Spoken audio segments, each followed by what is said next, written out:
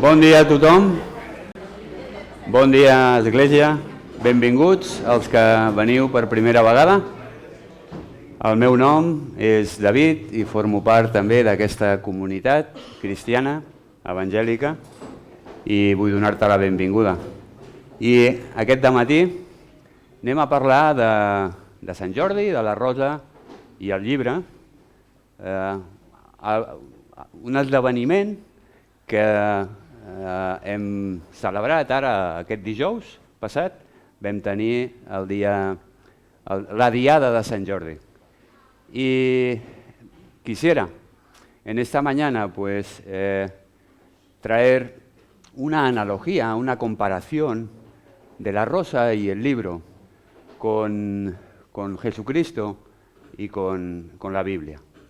Y en primer lugar quiero también presentaros un poquito la historia, porque todos o casi todo el mundo conoce la historia o la leyenda, porque no es historia, la leyenda de Sant Jordi. Voy a ir muy rapidito. Se cuenta que hubo un dragón que estaba atemorizando a la población de Montblanc, una población que está al sur de Cataluña, en Tarragona, y ese dragón exigía sacrificios humanos. Así que la población hicieron un sorteo para ver quién era la primera persona que tenía que ser sacrificada para que saciar el hambre de ese dragón. Y por la suerte, o la mala suerte en este caso, cayó en la hija del rey, en la princesa. Así que la princesa fue expuesta a las puertas de la ciudad de Montblanc. Y en el momento en el que el dragón se disponía a comer a la princesa, apareció un caballero, Sant Jordi, que mató al dragón. Y con la sangre que cayó de ese dragón a tierra, una vez muerto, de esa sangre dice que brotó un rosal. Y Sant Jordi, el caballero, cortó una rosa de ese rosal y la regaló a la princesa. Esa es la leyenda que empezó a contarse sobre el siglo XIII aproximadamente. Pero la verdadera historia de Sant Jordi es otra. Sant Jordi nació en el tercer siglo después de Cristo, sobre el año 260, 270 aproximadamente. Él nació en el seno de una familia romana, en Capadocia, lo que hoy es Turquía, lo que conocemos hoy como el país de Turquía. Él nació allí y su padre era un alto mando militar dentro del ejército romano. Y él siguió los pasos de su padre, a tal punto que por sus habilidades, por sus talentos, por su capacidad de realizar las cosas, antes de cumplir los 30 años, Jordi, este caballero, bueno, se llamaba Jorge o se llamaba en latín, no sé cómo se llamaba, pero lo vamos a llamar Jordi, que es la traducción que tenemos en catalán. Este personaje, antes de la edad de 30 años, ya era tribuno del ejército romano. Un tribuno no era cualquier cosa. Un tribuno podía y gobernaba sobre una legión.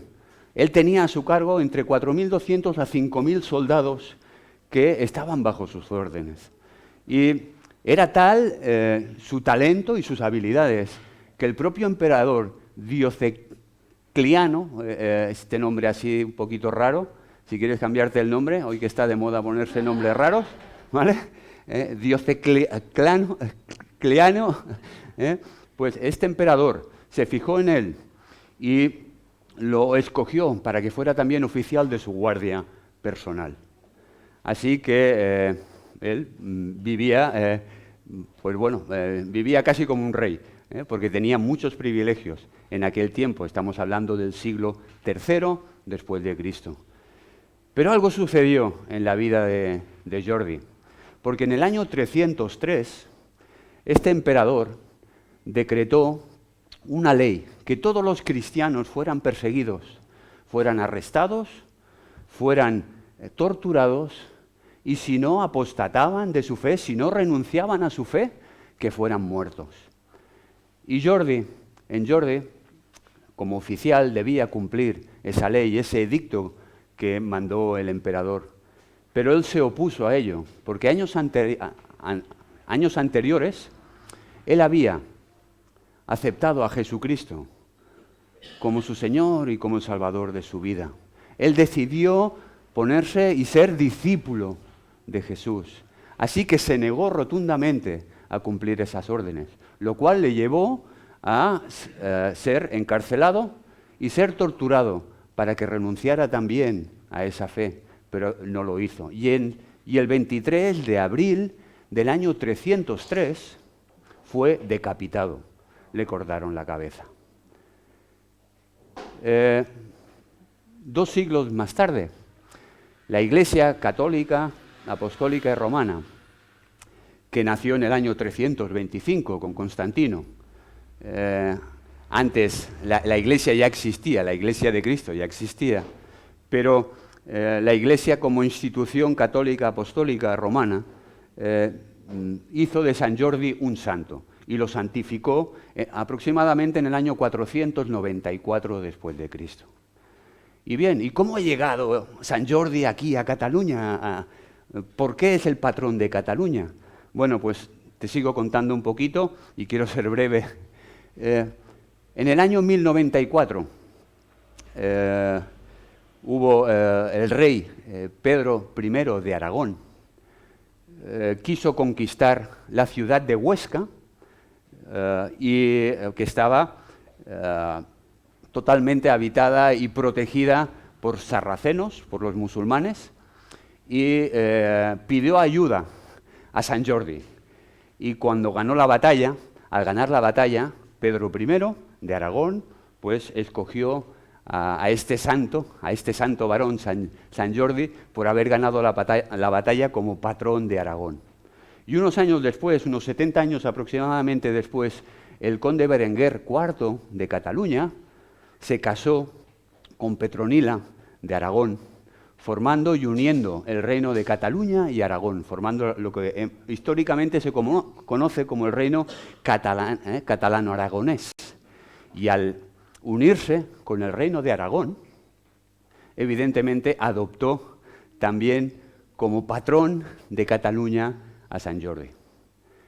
Pero la tradición que tenemos de la rosa viene mucho después, en el siglo XV. En el siglo XV fue en el 1456 al Parlament de Cataluña, pues ya teníamos parlamento en Cataluña en el 1456 y anteriormente también, el Parlamento de Cataluña decidió oficializar el 23 de abril como el día oficial, la Diada de Sant Jordi, patró de Cataluña. Y ese mismo día, el 23 de abril de 1456, el gremio de floristas pidieron a las autoridades catalanas poder sacar sus flores a la calle para embellecer las calles y evidentemente pues para ganar también un dinerito.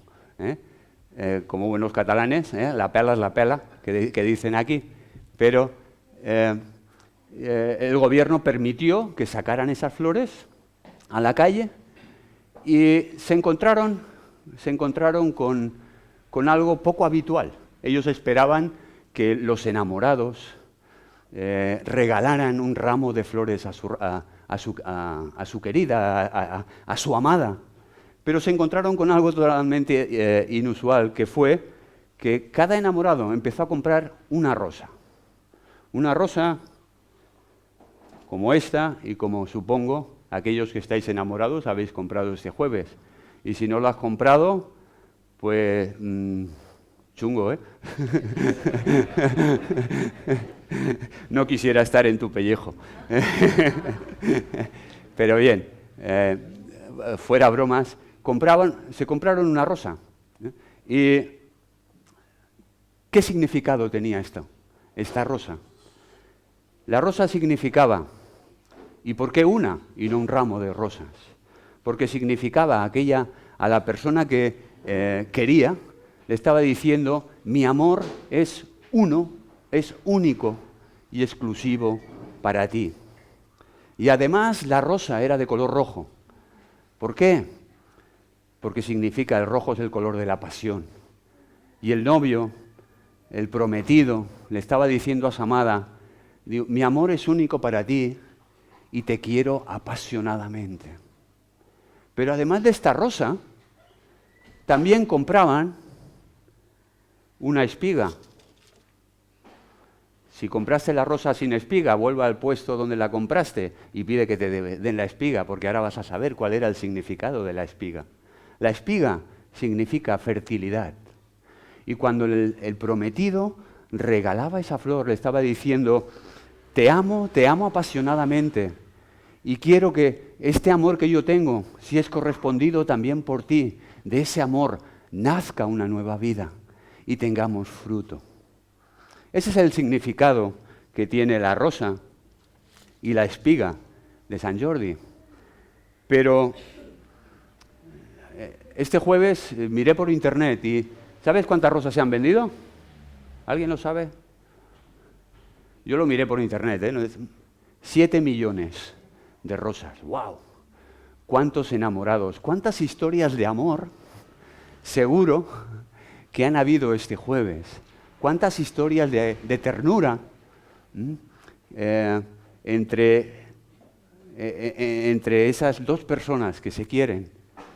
Pero yo quiero hablarte esta mañana y quiero traer la parte de la semejanza o comparación con un amor que sobrepasa a todos esos miles y miles de amores que han habido este jueves y que están muy bien, pero hay un amor mucho mayor, que es el amor de Dios hacia el ser humano.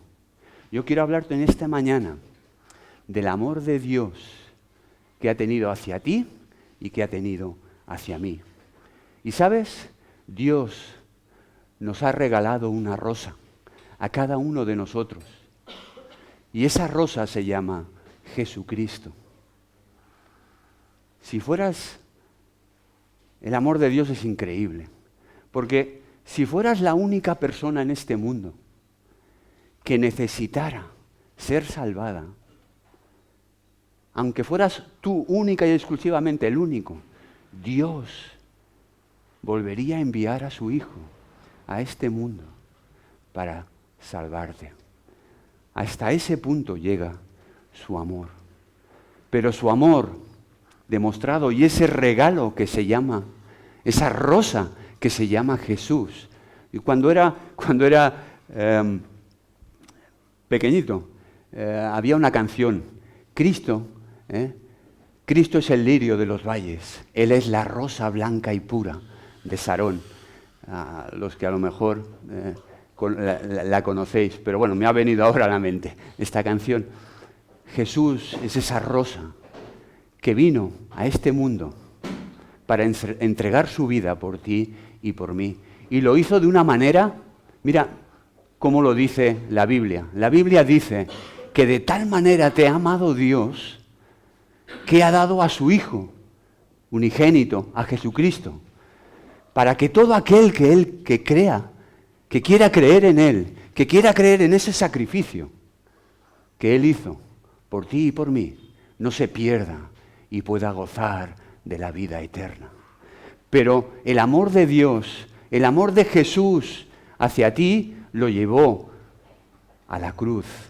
Su amor fue tan apasionado por ti que esa cruz se cubrió también de rojo, por pasión, por esa pasión que Dios tiene, para que conozcas su amor, para que puedas conocer la vida eterna.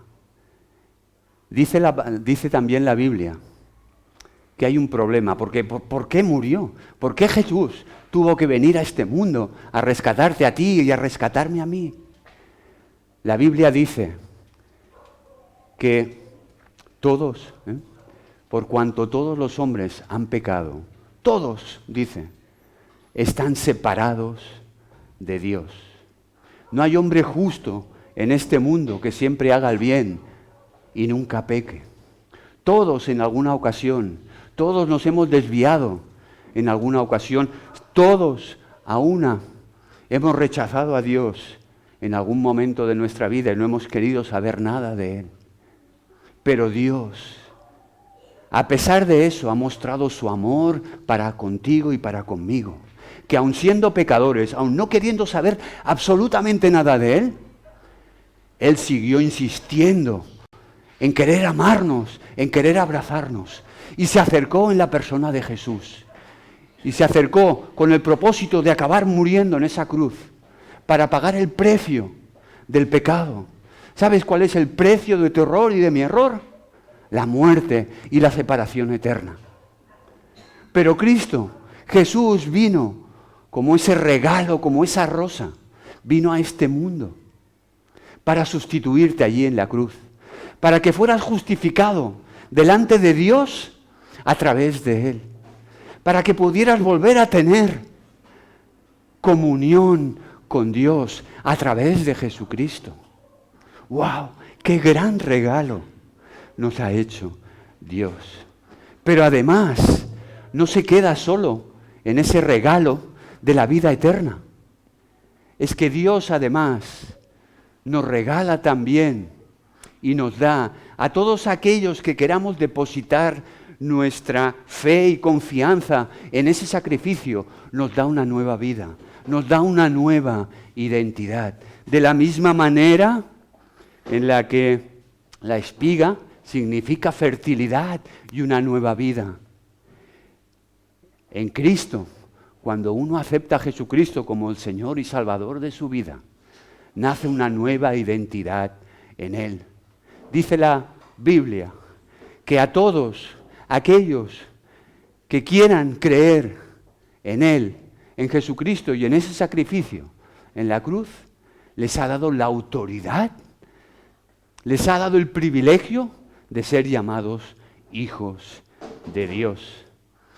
En cierta ocasión, alguien se le acercó a Jesús y le dijo, era un teólogo de su tiempo, del siglo I, un gran teólogo de aquellos tiempos, y se acercó y le preguntó y le vino con preguntas existenciales, con preguntas sobre la vida eterna, y Jesús le dijo, mira, Nicodemo, de cierto te digo que a menos de que nazcas de nuevo, no podrás ver el reino de Dios. Más adelante, uno de los discípulos y seguidores también de Cristo, el apóstol Pablo, dice que si alguno está en Cristo, si alguno ha creído y quiere creer realmente en ese sacrificio que es sustitutorio, que si alguno cree en eso, va a ser una nueva criatura, vas a tener una nueva identidad. Si aceptas de corazón, vas a la cruz, te arrepientes y pides a Dios que entre en tu vida. De eso va a nacer, porque lo dice la Biblia, no lo digo yo, lo dice este libro, está aquí. Y dice, vas a ser una nueva criatura. Tu visión, tu cosmovisión de la vida va a cambiar totalmente. Es una experiencia que uno vive y no se puede explicar. La tienes que vivir. Pero, además de eso, quiero también hablaros del libro. Porque también hay la rosa, pero también se vendieron libros. Lo del libro viene mucho más cercano a nuestro tiempo. De hecho, es del siglo pasado. En el año 1923 fue un escritor valenciano que fue a la Cámara del Libro de Barcelona y propuso hacer un día de, oye, podríamos hacer, igual que hay la Diada de Sant Jordi, pues podríamos hacer un día, también el Día del Libro Español, en España. Así que la Cámara del Libro de Barcelona fue a las Cortes de Madrid. En ese momento estaba gobernando el rey Alfonso XIII y le propusieron buscar un día, el día del libro en España. Así que vieron qué fecha podía ser la mejor y decretaron el 7 de octubre, fecha en la que se creía que había nacido Miguel de Cervantes. Pero no fue hasta el año 1929 que tomó un impulso lo del libro de salir a la calle. Y fue también en Barcelona, debido a la exposición internacional que había en Barcelona en el año 1929. Una exposición que duró desde junio hasta el mes de noviembre. Y en ese periodo, en octubre, los libreros, el gremio de libreros, propusieron también a las autoridades poder sacar mesas fuera, en la calle, con libros, para promocionar la cultura, para promocionar el conocimiento. Esos son los valores que estamos reivindicando en el Día de Sant Jordi: el amor, la ternura, el conocimiento, la cultura, la identidad. Pues así los libreros sacaron los libros a la calle y tuvo mucho éxito. Pero al año siguiente, en 1930, la exposición ya no estaba. ¿Cómo lo haremos? Y decidieron escoger el día 23 de abril, porque fue la muerte de Miguel de Cervantes, que murió un 23 de abril, y también la muerte de Garcilaso de la Vega y también de William Shakespeare, tres grandes de la literatura española e inglesa. Y así que decidieron, pues en honor a estas personas, y conmemorar ese día, el día 23, y juntaron el día 23 de la Diada al patró de Cataluña, Sant Jordi, juntamente con el Día del Libro. Esa es la historia, para que la conozcas, de la rosa y del libro. Pero también quiero hablarte de un libro. Mira, ¿ves aquí? He puesto esto, lo voy a poner por aquí. Aquí he puesto una pequeña representación, evidentemente, de libros. Aquí hay, bueno, pues, no pueden haber 50 libros, pero ¿cuántos libros hay en el mundo? Millones y millones de libros. De hecho, ¿sabes cuántos libros se han vendido? También lo busqué en internet, ¿eh? Pero este jueves se vendieron aproximadamente 1.800.000 libros en Cataluña. 27 millones de euros se gastaron la gente de Cataluña y los que vivimos aquí en Cataluña comprando libros. 1.800.000. Imagínate cuántos libros hay en el mundo, ¿vale? Pero yo quiero hablarte de un libro que es este libro de aquí. Los de aquí detrás no lo veis, pero creo que ya sabéis lo que hay ahí. Y si no, después, cuando acabe, vienes y lo miras. De la Biblia. Y lo he puesto aparte. Este libro, del resto de todos los libros del mundo. ¿Y por qué lo he puesto aparte? Porque la Biblia es un libro único. Este libro es único y totalmente diferente al resto de libros. Y me dirás, bueno, claro, David, porque tú crees que esto es palabra de Dios. Independientemente, no te voy a hablar de entrada, al final sí que lo voy a hacer, pero de entrada no voy a hablarte de que esto sea palabra de Dios. Simplemente como libro, mira cómo es este libro. Este libro de entrada es un libro que es una biblioteca de libros. Tiene 66 libros. Este libro ha sido escrito en un periodo de 1500 años. Desde el año 1400 antes de Cristo aproximadamente se han ido escribiendo los diferentes libros que hay aquí dentro. Hasta el año 1 después de Cristo, aproximadamente el año 90, 95 de la era cristiana.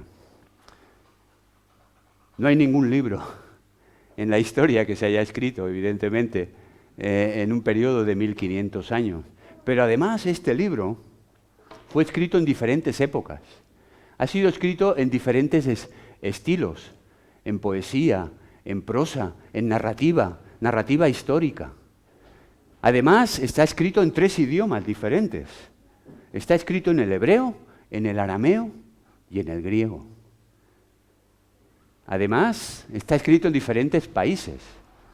Fue escrito en Italia, fue escrito por la parte de Macedonia, fue escrito por la parte de Palestina, fue escrito en diferentes continentes. Fue escrito en África, en Asia, en Europa. Además, está escrito este libro por más de 40 autores diferentes. No hay ningún libro en la historia que tenga esta complejidad como libro, como la Biblia. Pero además, lo escribieron gente de diferentes estatus. Lo escribieron reyes, lo escribieron estadistas, lo escribieron campesinos, lo escribieron pescadores, de diferentes estatus sociales. Está escrito este libro, en diferentes lugares, como antes he nombrado.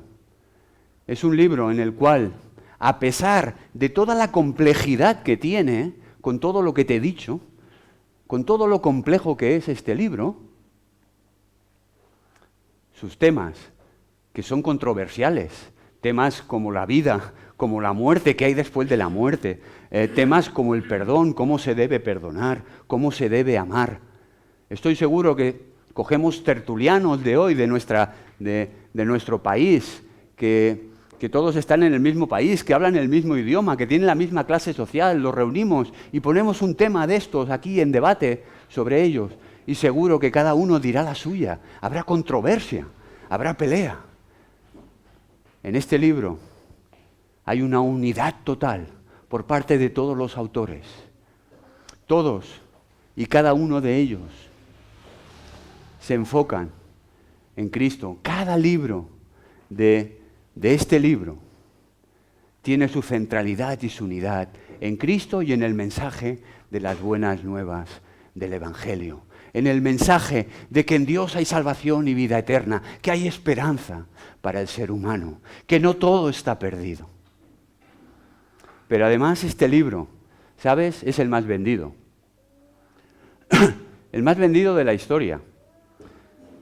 Te vuelvo a decir números, te voy a llenar de números hoy, pero ¿sabes cuántas Biblias se llevan vendidas desde que se empezaron a contabilizar, desde que alguien decidió decir, oye, pásame el ticket que voy a contabilizar las Biblias que se están vendiendo? Casi 7.000 millones de Biblias se llevan vendidas. Y me dirás, bueno, ¿y qué? Hay otros libros. ¿Sabes cuál es el segundo libro más vendido del mundo? El libro rojo de Mao Zedong. Y no llega a 1.000 millones. La Biblia supera al segundo libro más vendido. Claro, hay tantos chinos que es fácil, ¿eh? Con tanto chino, hay casi 1.800 millones de chinos o algo así. Pues, solo que se pongan de acuerdo dos y digan, oye, compramos un libro de Mao Zedong a medias y rápido sube, ¿no? Pero la Biblia supera al segundo libro en ventas 6 veces. Pero, además de eso, es el más traducido. ¿Sabes a cuántos idiomas está traducida la Biblia? A más de 3.000. Ayer lo estuve revisando. Y entre traducciones enteras, o sea, desde el Génesis al Apocalipsis, que el Génesis, si no lo sabes, es el primer libro de la Biblia, y Apocalipsis es el último libro de la Biblia. Pues de Génesis a Apocalipsis, de libros enteros de la Biblia, hay más de 700 traducciones, o sea, en 700 idiomas diferentes. Pero del Nuevo Testamento, de los 27 libros que forman el Nuevo Testamento, que fueron escritos después de Jesucristo, están escritos y traducidos a más de 1.600 idiomas, entre idiomas y dialectos. Y trocitos de la Biblia, o libros de la Biblia, como los Salmos, o como el Evangelio de Juan, o como el Evangelio de Marcos. Está traducido en más de 2.000 idiomas diferentes. Reunido todo eso, son más de 3.500 idiomas. ¡Qué barbaridad! qué barbaridad de idiomas que tenemos, ¿no? Esa es la barbaridad, ¿eh? Porque, madre mía, la que leyó la Torre de Babel, ¿eh? ¿Sabes la historia de la Torre de Babel? Está aquí. Si quieres saberla, léelo. Génesis capítulo 11. No te la voy a contar hoy. Pero a más de 3.500 idiomas y dialectos diferentes. ¿Qué tiene este libro que no tiene el resto de libros? ¿Sabes cuál es el segundo libro más traducido de la historia? El Principito. No me sorprendí cuando lo busqué. Y dije, uy, el Principito. ¿Sabes a cuántos idiomas? A 380 idiomas. La Biblia, 3.500. ¿Qué tiene este libro? Porque, aunque no creas que es la palabra de Dios, al menos no me podrás negar que es un libro especial, que es único, que tiene algo que no tienen el resto de libros. ¿Qué tiene este libro? Es el más perseguido de la historia. Ningún libro en la historia de la humanidad ha sido perseguido como la Biblia. Diocleciano, este personaje que me tiene loco con el nombre, Diocleciano, aparte de promulgar esa ley para perseguir a los cristianos, también quiso acabar con este libro y promulgó una ley de que todos los escritos sagrados fueran destruidos. Qué curioso. ¿Sabes que el siguiente emperador romano que le sucedió en el trono fue Constantino? 22 años después lo sucedió Constantino. ¿Sabes lo primero de las primeras cosas que hizo Constantino? Porque dicen que Constantino se convirtió al cristianismo. ¿Sabes de las primeras cosas que hizo? Pidió a Eusebio, uno de los padres de la Iglesia, le pidió que le hiciera 50 copias de la Biblia para poderlas tener en su biblioteca. ¡Qué ironía! El emperador anterior quiso destruirlo y el siguiente emperador pide 50 copias. Pero además, a lo largo de la historia, ha sido perseguido, ha sido criticado como ningún otro libro. Voltaire, el padre o uno de los padres de la Ilustración, sobre mediados, más o menos en el 1700 aproximadamente, año arriba, 10 años arriba, 10 años abajo, no ve de un pam, que diríamos aquí. Pues Voltaire, que fue escritor, fue filósofo, revolucionario, también persiguió el cristianismo. Él tenía una imprenta, una gran imprenta en su casa, y en esa imprenta editó, imprimió unos mailings, unos folletos, en los cuales, y hizo miles y miles de folletos, en los cuales predecía que la Biblia y el cristianismo en 100 años iban a desaparecer.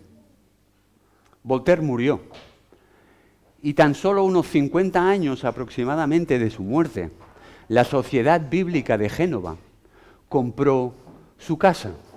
Y al entrar en su casa, ¡wow!, sorpresa, encontró una imprenta. Y la Sociedad Bíblica, ¿qué hace? ¿Qué hace la Sociedad Bíblica? Hace Biblias. Así que dijo, yo hago Biblias, tengo una imprenta, gloria a Dios. Empezaron a hacer Biblias en esa imprenta. ¿Sabes? Ese año, el primer año en el que compraron la casa y empezaron a imprimir esas Biblias, fue el año que se imprimieron más Biblias de la historia hasta ese tiempo conocido. Qué ironías, ¿verdad? Voltaire prediciendo que el cristianismo y este libro iban a desaparecer porque el hombre había llegado a la razón, porque en la época de la Ilustración no necesitaba de una muleta para poder seguir andando por esta vida. Resulta que tan solo 50 años después, esa misma imprenta estuvo imprimiendo una cantidad tremenda de Biblias. ¿Qué tiene esta Biblia? ¿Qué poder tiene este libro que no tienen el resto de libros? ¿Sabes? La Biblia es como un yunque. Iba a traer un yunque pero no he encontrado ninguno y aparte pesan un montón, con lo cual me he traído un martillo, ¿sabes? Un martillito. ¡Wow! Este martillo tiene un montón de años, pero si le empiezas a dar en un yunque, le empiezas a dar, ¿vale? Y le estoy dando ahí, con cuidado porque tengo el teléfono también al lado, pero le empiezas a dar y el martillo se va desgastando y el yunque sigue totalmente igual que estaba. La Biblia es como ese yunque al martillo.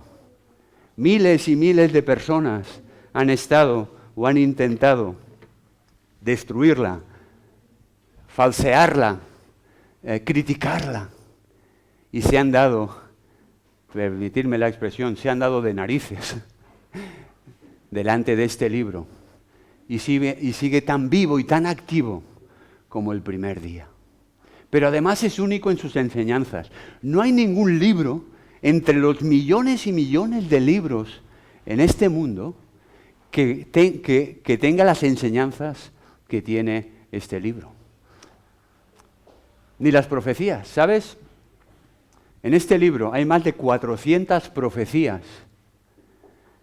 300 de ellas apuntan al que tenía que ser el Mesías. El que realmente fuera el enviado de Dios tenía que cumplir con esas 300 profecías. Si fallaba en alguna, ese no es el Mesías. ¿Sabes? En Jesucristo se han dado todas y cada una de las profecías. Quedan muy pocas profecías cuando Jesús vuelva por segunda vez con su reino para reinar en justicia. Pero en Jesucristo se cumplen todas y cada una de esas profecías. Pero además hay profecías que hablan sobre ciudades, como Nínive, que se cumplieron, como Babilonia. Hay profecías que hablan de el paso del tiempo por diferentes imperios. Y se cumplieron todos, todo lo que fue profetizado se cumplió al pie de la letra. Pasó el imperio babilónico, pasó el imperio persa, ha pasado el imperio griego, hasta incluso el imperio romano que también sale aquí, casi 500 años antes de que existiera el imperio romano, fue ya profetizado y todos se han cumplido y todos han pasado y este libro sigue en pie. Este libro también es transparente, a diferencia de muchos libros, cuando leemos la biografía de muchas personas. Normalmente, se dice lo bueno, ¿no? Lo malo, pues, este libro, si lo lees, se hincha a decir todo lo malo de sus grandes personajes. El rey David, que para el pueblo judío era lo más para ellos. Allí este libro cuenta su caída, cómo cayó en adulterio, cómo cayó en matar para encubrir su pecado, no dudó en hacer matar al marido de la mujer con la cual había adulterado. Pero vemos también a Pedro, uno de los seguidores de Jesús. ¡Wow! Normalmente dirías, oye, vamos a decir lo bueno para que la gente vea. Y ves la vida de Pedro, con sus dudas, con sus fallos, con sus errores. Pero a pesar de eso está ahí. Vemos la vida de Pablo y podríamos nombrar todos los personajes de la Biblia. Abraham, el padre de la fe, mintiendo descaradamente para salvar su vida. Vaya con el padre de la fe. Pero la Biblia no tiene problema en decir cómo es el ser humano. No tiene problema, porque lo que busca la Biblia es traer la solución al problema del ser humano. Pero además la Biblia es una influencia y ha influenciado a lo largo de la historia sobre la música. Los clásicos, Bach, Beethoven, podríamos nombrar ahí un montón de los clásicos de la música, pero es que hoy en día sigue también influenciando Que se lo digan a Rosalía, ¿no? Que se lo digan. El otro día estaba en la clase de Bodipam y suerte que ya la profesora puso la canción al final, porque uno si no ya está hecho polvo, ya no oye nada, y puso una canción de un rapero y estaba rapeando Romanos capítulo 7. Te cuento muy brevemente, si no lo sabes. Romanos capítulo 7 es un libro que está aquí también en la Biblia y que habla del ser humano, de esas acciones que queremos hacer pero no hacemos. Lo que quiero hacer no hago, mas lo que no quiero hacer, eso hago. Dios mío, miserable de mí. Pues lo estaban ahí rapeando ahí y digo, caray, hasta en eso, este libro influencia a los músicos. Pero en el arte y en la pintura podemos ver miles y miles de obras que están inspiradas sobre este libro. ¿Qué tiene este libro? ¿Qué tiene la Biblia que no tiene el resto de libros? Aunque no creas que es la palabra de Dios, no me podrás negar que este libro es único y totalmente diferente. Algo tiene que tener este libro que no tienen el resto. Porque además ha influenciado en el cine. ¿Cuántas películas se han hecho de escenas y de vidas y de pasajes de este libro?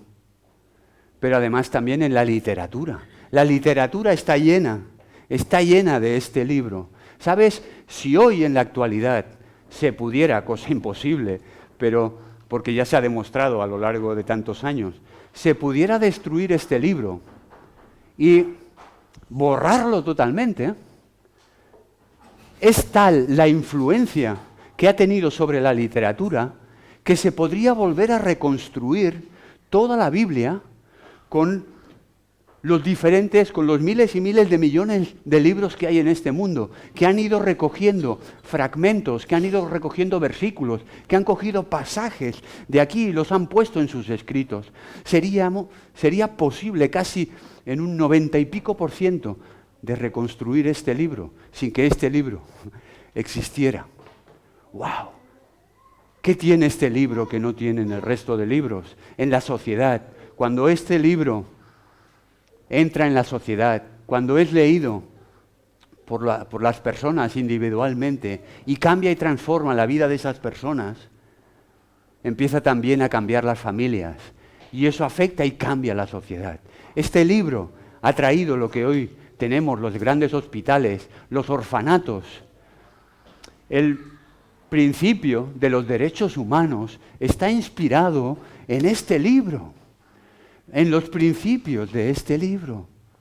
La dignidad que hoy, como país civilizado que somos, queremos que todo el mundo tenga, están extraídos de los principios de este libro, que dignifica al ser humano, a pesar de cómo es el ser humano, pero busca dignificarlo. ¿Qué tiene este libro para ejercer la influencia que ha ejercido sobre todas estas áreas que no tienen el resto de libros? Pero además este libro ha cambiado a millones de personas. Millones y millones de personas han sido cambiadas y transformadas. Y muchos de los que estáis aquí habéis sido cambiados y transformados.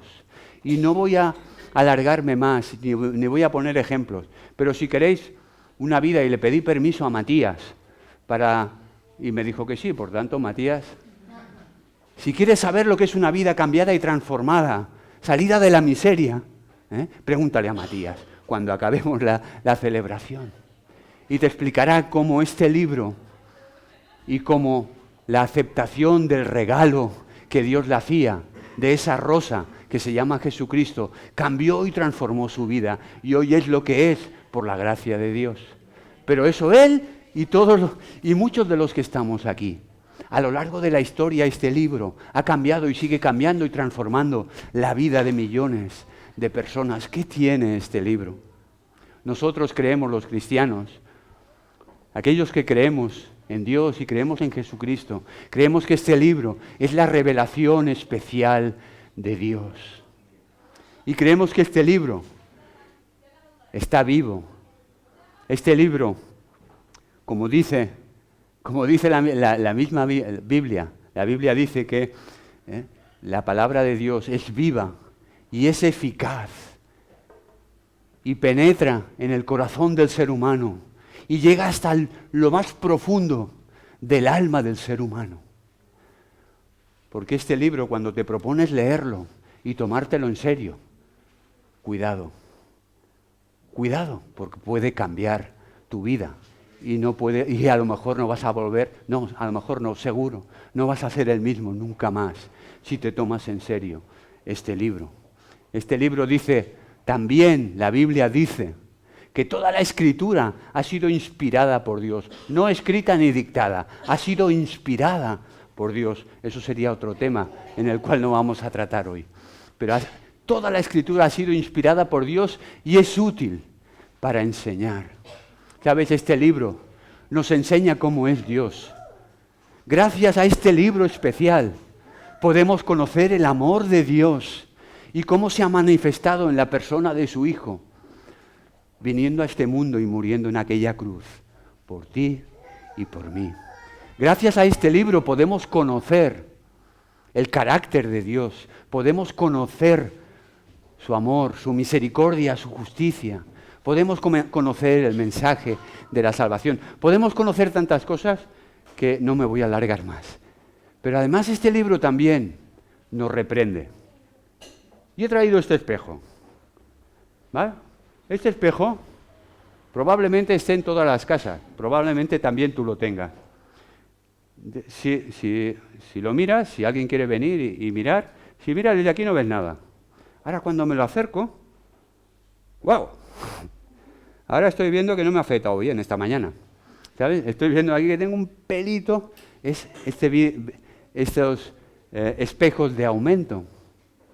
Pues ¿sabes? La Biblia es como un espejo de aumento. Si la tienes aquí o en tu librería y no la lees, pues no, vas a pensar que está todo bien. Pero cuando te acercas a ella y empiezas a leer, es como ese espejo. ¡Wow! Y te empiezas a dar cuenta de cómo estás viviendo. Y te empiezas a dar cuenta de que, bueno, pues a lo mejor no soy tan bueno como yo creo. Pero hay que acercarse a ella para poder ver.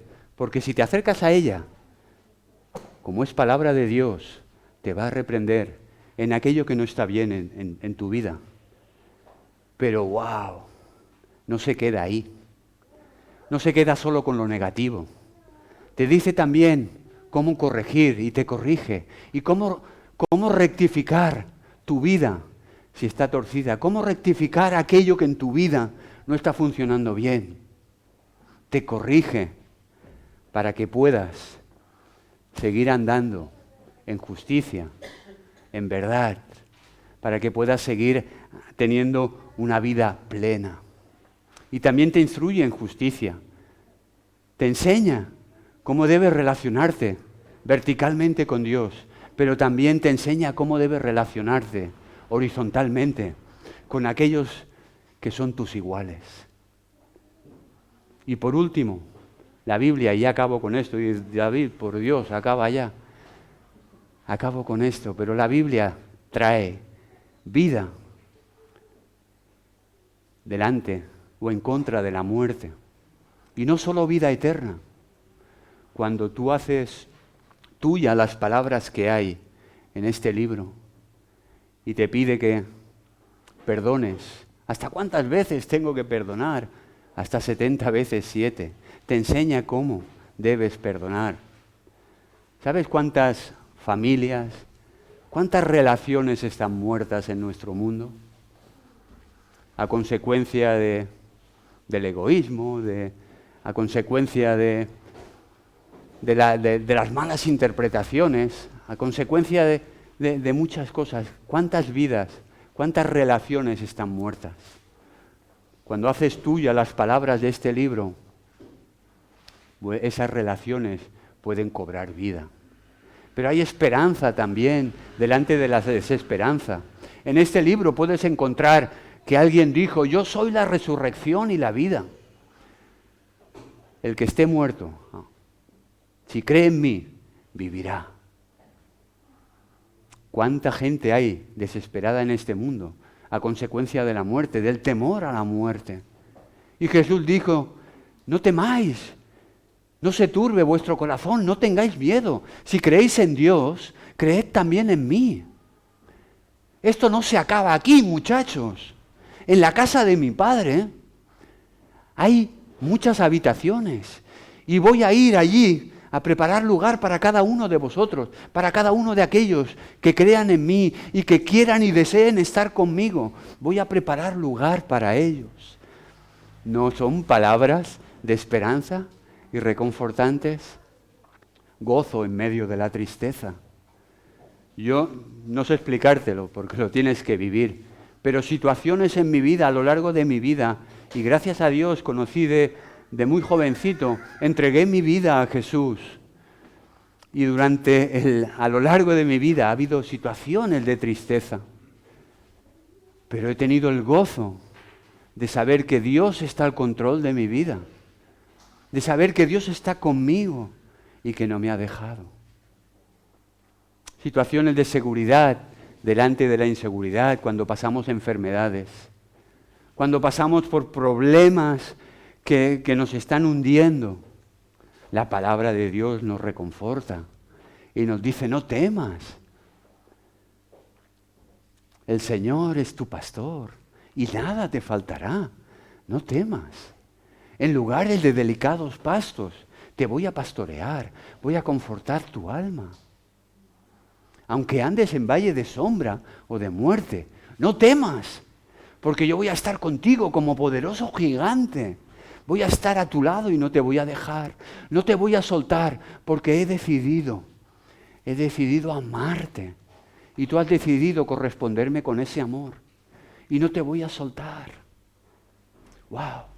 Y como esas hay miles de palabras de seguridad y de confort para todo aquel que quiera aceptarlas. De sanidad delante de la enfermedad. ¿Cuántas enfermedades psicosomáticas tenemos los seres humanos a consecuencia del estrés, a consecuencia de la ansiedad? La palabra de Dios trae paz, trae calma en medio de la agitación.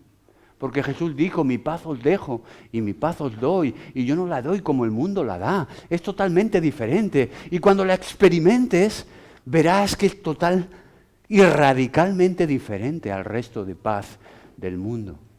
La Biblia trae propósito y trae dirección a tu vida. Así que, y con esto ya hemos acabado, te invito en esta mañana, en primer lugar,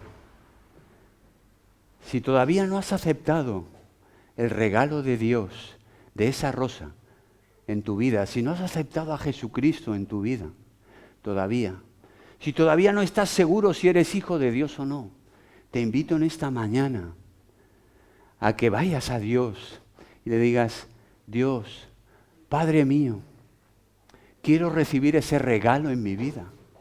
Reconozco que me he alejado de ti, reconozco mis errores, mis pecados, reconozco que mi vida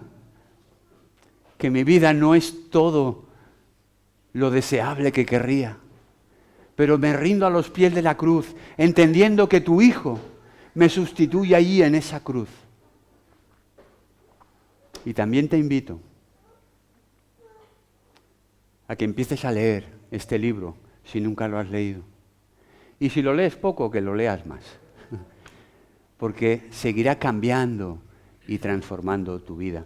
¿Te imaginas nuestra sociedad? ¿Te imaginas nuestra Cataluña?